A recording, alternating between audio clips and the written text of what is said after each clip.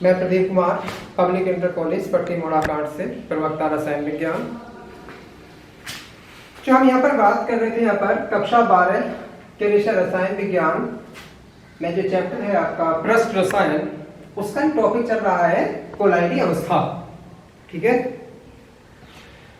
तो हमने इससे पिछले लेक्चर में जो स्वर्ण संख्या होती है, ठीक है, उसकी बात की थी। तो वहां पर ऐसा हो सकता है, क्योंकि वो जो उसका पीरियड का लास्ट था, तो हो सकता है कि वहां पर थोड़ी बहुत बात कोई रह गई हो जो आपको समझने से रह जाए, मतलब रह गई हो। ठीक है, तो यहाँ पर मैं एक बार स्वर्ण संख्या को थोड़ा सा विस्तार से फिर एक बार फिर से समझा देता हूँ। ठीक है, और इसके साथ साथ फिर आगे टॉपिक को हम इसमें जोड़ देंगे। ठीक है, तो मैं बात कर रहा हूँ यहाँ पर स्वर्ण संख्या यानी कि गोल्ड नंबर की। हालांकि मैंने पिछले लेक्चर में इसकी बात की थी, लेकिन यहाँ पर हम थोड़ा सा उसको अच्छे प्रकार से समझ लेते हैं, क्योंकि काफी महत्वपूर्ण परिभाषा है और बोर्ड परीक्षा में लगातार आती रहती है।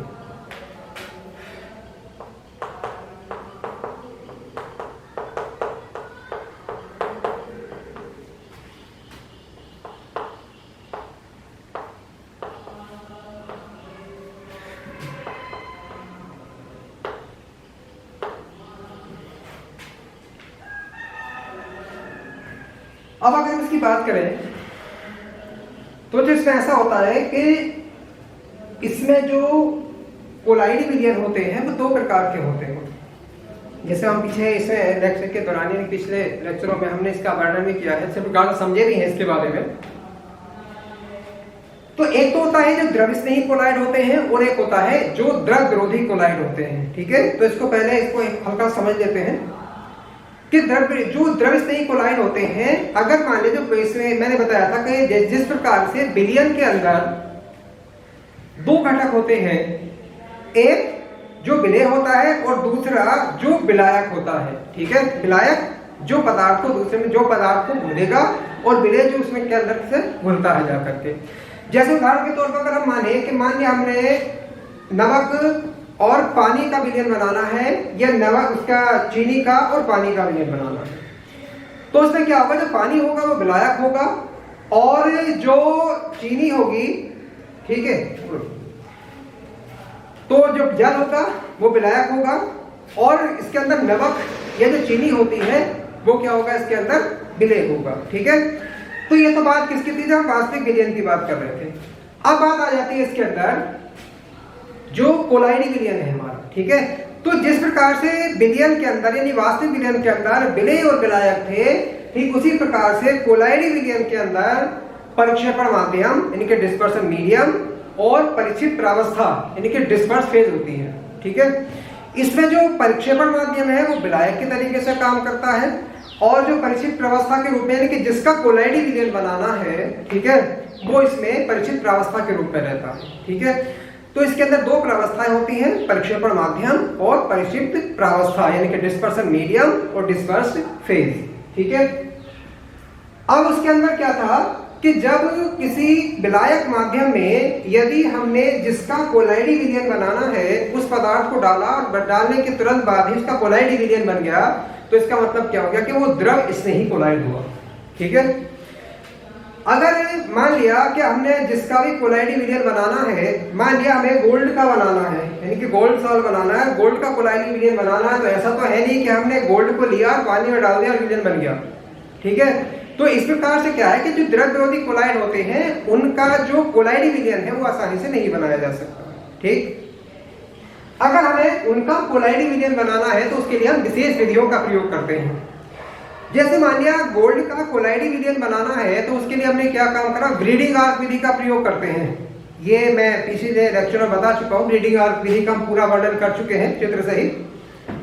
तो उसमें क्या करते हैं कि धातु के इलेक्ट्रोड ले लेते हैं। मान लिया गोल्ड का बनाना है तो गोल्ड के हमने इलेक्ट्रोड लिए और जो एक पात्र लेकर के उसमें चारों तरफ क्या कर लेते हैं, बर्फ से किया हुआ ठंडा पानी इसके अंदर भर लेते हैं। ठीक है, और जिसके अंदर उसको बनाना है, मान लो गोल्ड का विलयन बनाना है, ठीक है, तो द्रव के अंदर हम क्या काम करेंगे, गोल्ड के इलेक्ट्रोड लेकर के उसके अंदर इलेक्ट्रिक आर्क उत्पन्न करेंगे यानी कि वहां पर आर्क उत्पन्न करेंगे।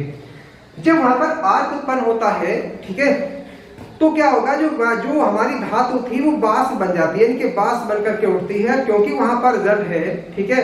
तो वो जो बाष्प है उसका संघनन हो जाएगा, ठीक है। पहले क्या होगा, डिस्पर्सन हुआ यानी प्रक्षेपण हुआ, प्रक्षेपण होने के बाद क्या होता है कि उसका जो बाष्प भी उसका संघनन हो जाता है, यानी कंडेंसेशन हो जाता है, और ये जो है कोलाइडी विलयन उसका बन जाता है, ठीक है। तो क्या बन गया, कोलाइडी विलयन बन गया। तो द्रव स्नेही कोलाइडी विलयन बनाने के लिए तो हमें किसी विशेष विधि की आवश्यकता नहीं पड़ी, पदार्थ को लिया और उसके अंदर घोल दिया, ठीक है, आराम से उसका कोलाइडी विलयन बन जाता है। लेकिन द्रव विरोधी कोलाइड को जैसे मैंने बताया कि द्रव विरोधी कोलाइड ऐसे नहीं बनता है, बल्कि उसके लिए हम विशेष विधियों की आवश्यकता होती है, ठीक है। अब बात आती है बारी, हमने बात तो कर ली इसके अंदर, क्योंकि इसकी बात करना इसलिए आवश्यक था क्योंकि इसके अंदर द्रव स्नेही और द्रव विरोधी दोनों कोलाइडों का प्रयोग होगा, ठीक है, इसलिए ये बात करना इसके अंदर आवश्यक था।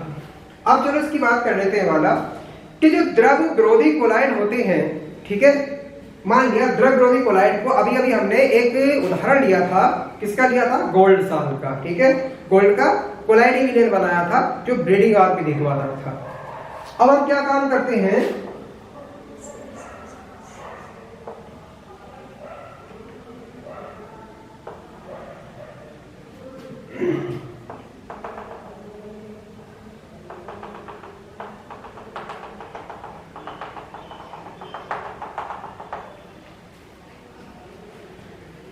हमने एक पात्र में, मान लो कोई बीकर है वाला, बीकर के अंदर हमने क्या किया कि यहां पर गोल्ड सा ले लिया, गोल्ड सा मतलब गोल्ड का कोलाइडी विलयन यहां पर ले लिया, ठीक है। अब उसकी मात्रा हमने कितनी ले ली, 10 मिलीलीटर, ठीक है। तो 10 मिलीलीटर हमने यहां पर क्या ले लिया, गोल्ड सा ले लिया। इसके बाद हमने क्या काम किया कि एक दूसरे बीकर में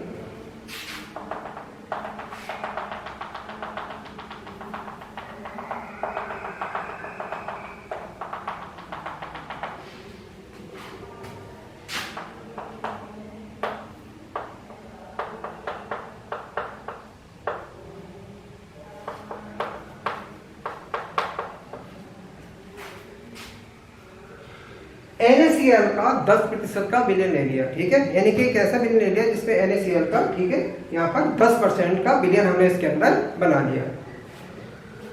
अब इसमें क्या किया, माने यहाँ पर गोल्ड सा लिया हुआ था, सही है, जो कैसा है, द्रव विरोधी कोलाइड है, यानी कि लाइफोबिक कोलाइड है। अब हमने मान लिया यहाँ पर ले लिया द्रव स्नेही कोलाइड,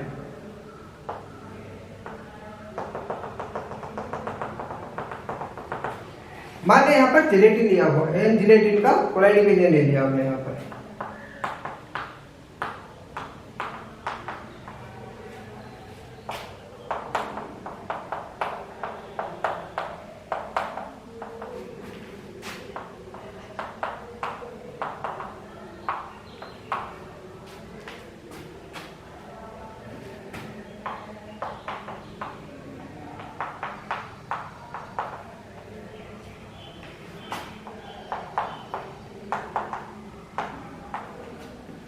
ठीक, तो अब इसको परिभाषा से करने से पहले हम इसको थोड़ा सा एक बार बढ़िया करके समझ लेते हैं, फिर परिभाषा एक ही बार में कंप्लीटली समझ में आ जाएगी, ठीक है। तो हमने क्या काम करा, यहाँ पर NaCl का 10% विलयन बना लिया, यहाँ पर गोल्ड सा ले लिया, ठीक है, और यहाँ पर हमने क्या किया हुआ, द्रव स्नेही कोलाइड मान लिया, जिलेटिन का एक कोलाइडी विलयन ले लिया, ठीक है। अब हमने क्या काम करा, NaCl के 10% विलयन में से 1 मिलीलीटर विलयन लिया और उस विलयन को किसमें डाल दिया, गोल्ड साल के अंदर डाल दिया, इनके द्रव विरोधी कोलाइड के अंदर डाल दिया, ठीक है। तो जब इसके अंदर कोलाइड, जब मतलब गोल्ड साल के अंदर ये NaCl का 10% का विलयन डाला, तो डालने पर क्या हुआ, इसका स्कंदन हो गया, ठीक है। लेकिन अगर हम इस विलयन को द्रव स्नेही कोलाइड में डालते हैं तो उसका स्कंदन नहीं होता है, ठीक है। इसका मतलब क्या था कि द्रव स्नेही का मतलब द्रव विरोधी का हो रहा है स्कंदन और द्रव स्नेही का स्कंदन नहीं हो रहा है, ठीक है। अब हमने इसके अंदर क्या किया कि ये जो द्रव विरोधी कोलाइड था, इसके अंदर जब NaCl का 10% का 1 मिलीलीटर डाला, विलयन डाला NaCl का, तो उसे क्या हुआ, गोल्ड साल का स्कंदन हो गया, ठीक है। अब हमने क्या काम करा, इसके अंदर द्रव स्नेही कोलाइड की कुछ मात्रा मिला दी, यानी कि अगली बार, क्योंकि अब तो इसके अंदर जैसे यहाँ पर हो गया था, ठीक है, अगली बार हमने क्या काम किया कि गोल्ड साल का 10 मिलीलीटर विलयन फिर से ले लिया, ठीक।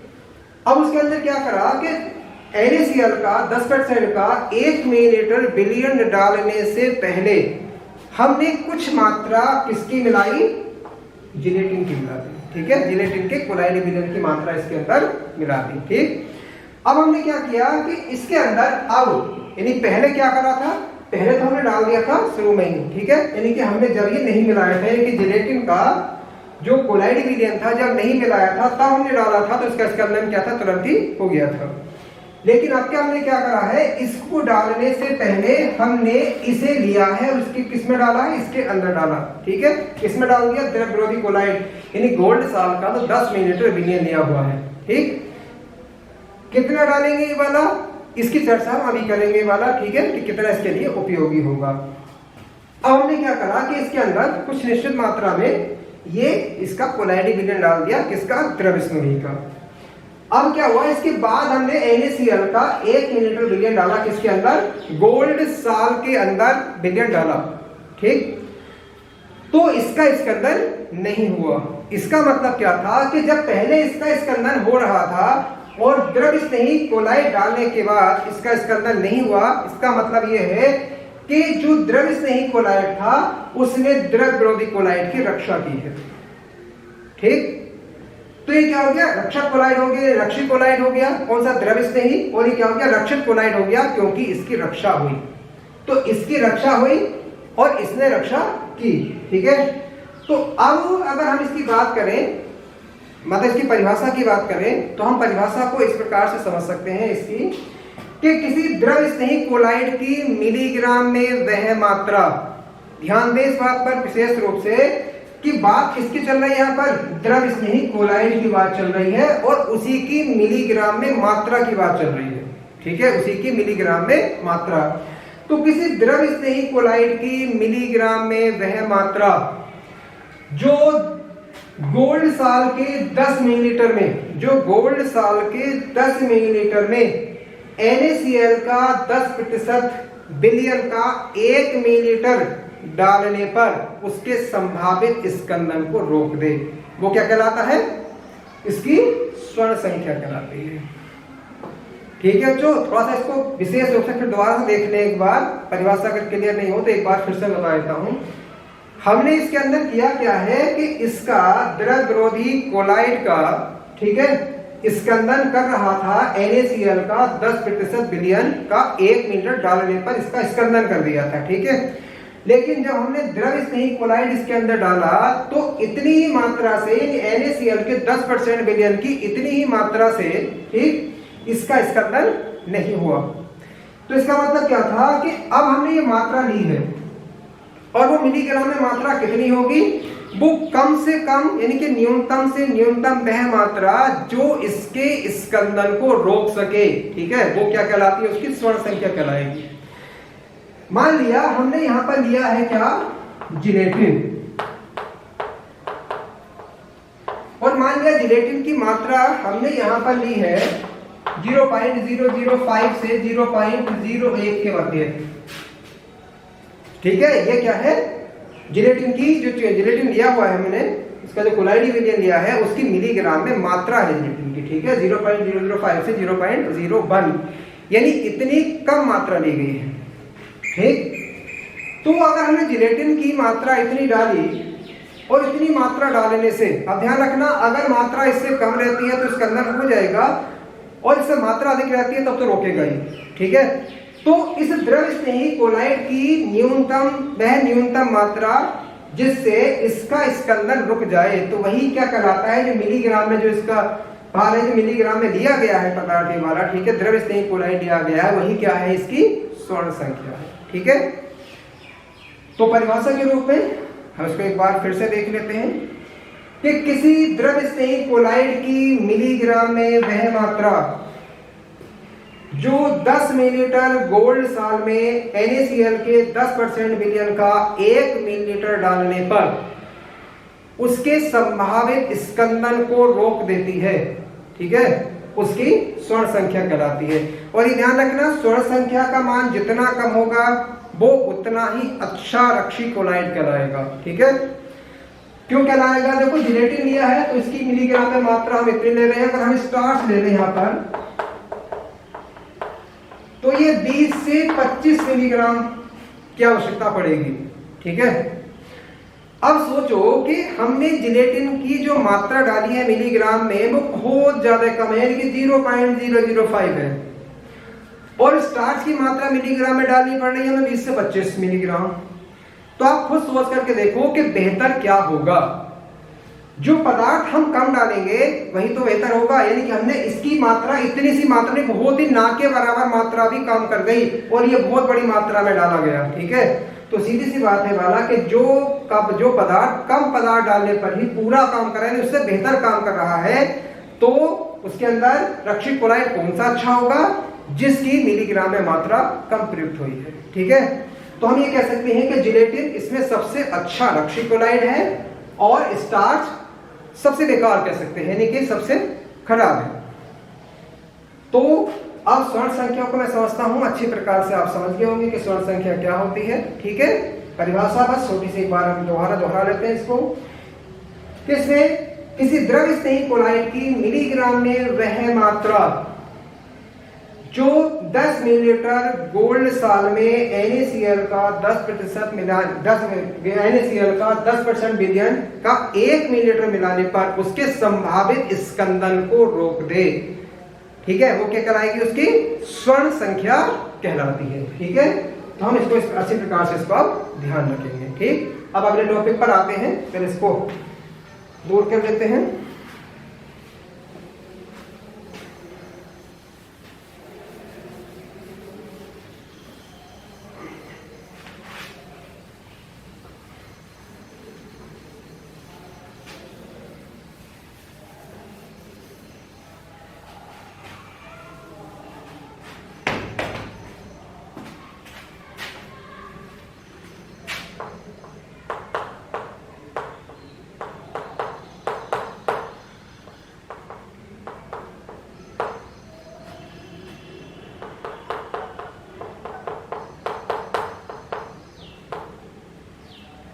जिसमें जो हमारा अगला नेक्स्ट टॉपिक है वो है कोलाइडों के अनुप्रयोग, यानी कि कोलाइड जो पदार्थ हैं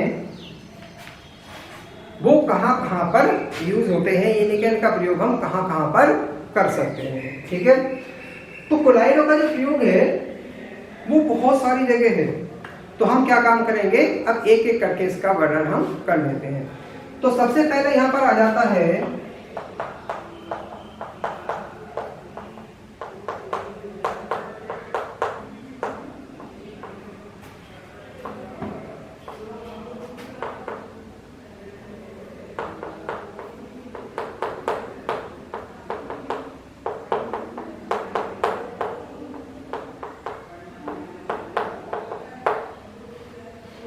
सबसे पहले जो इसका उपयोग आता है वो आता है आपका खाद्य पदार्थ और औषधियों में। ठीक है, अब बहुत सारे खाद्य पदार्थ ऐसे होते हैं या औषधियां भी ऐसी होती हैं, औषधियों में भी जैसे एंटीबायोटिक औषधियां होती हैं, जैसे पेनिसिलिन है, स्ट्रेप्टोमाइसिन है, इसको भी हम क्या कहते हैं, कोलाइडी रूप में ही देते हैं। ठीक है, और जैसे हम कोई कैप्सूल खाते हैं वाला, तो कैप्सूल का जो भाग होता है वो भी किसका होता है, मतलब जिलेटिन का बना हुआ होता है। तो और मिल्क ऑफ मैग्नीशिया है। तो कई प्रकार बहुत सारी औषधियां भी ऐसी हैं जिनका जो हम यूज करते हैं वो कोलाइडी अवस्था के